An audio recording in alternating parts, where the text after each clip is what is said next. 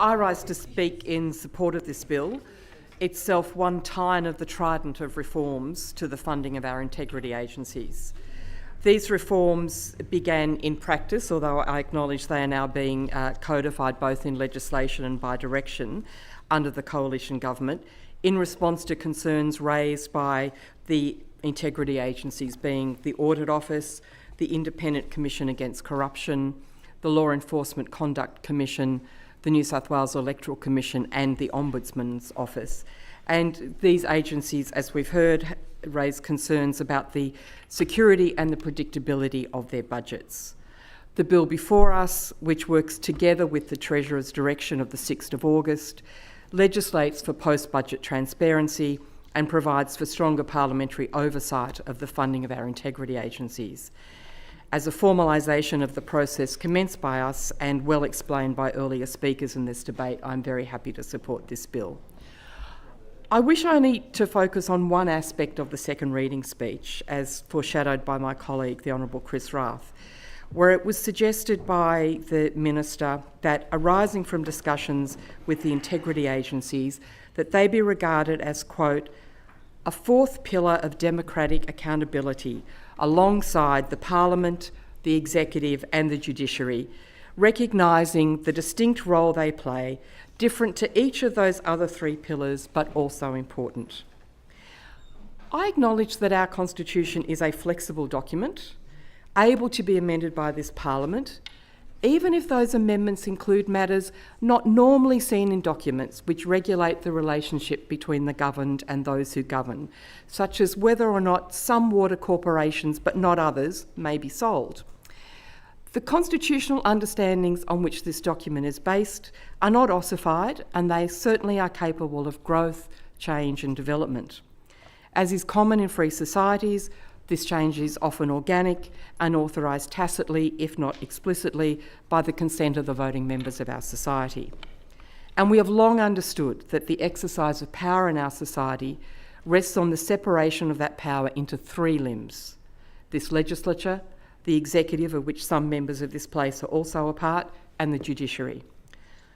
I reject entirely the suggestion that this bill somehow changes this understanding and introduces a fourth limb or pillar of integrity agencies.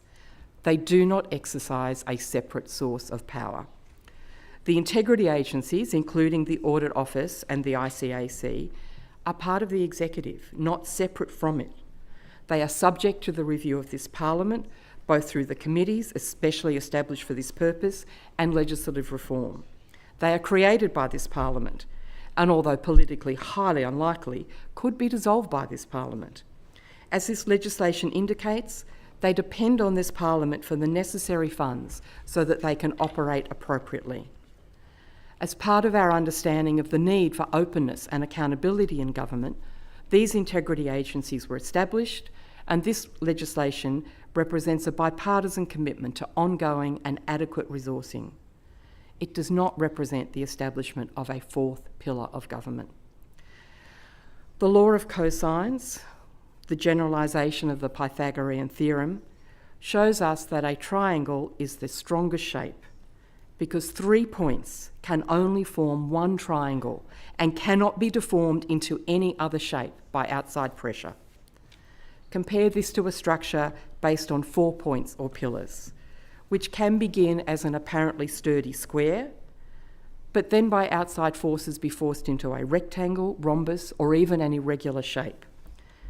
A triangle can be torn apart, as can any parliamentary system, but it cannot be twisted into something which is unintended. The same holds true for our constitutional understanding, based firmly as it is on the tripartite separation of powers. As Montesquieu said in The Spirit of Law, based largely on his observation of the operation of the English constitutional monarchy post-Glorious Revolution, quote, constant experience shows us that every man invested with power is apt to abuse it and to carry his authority as far as it will go.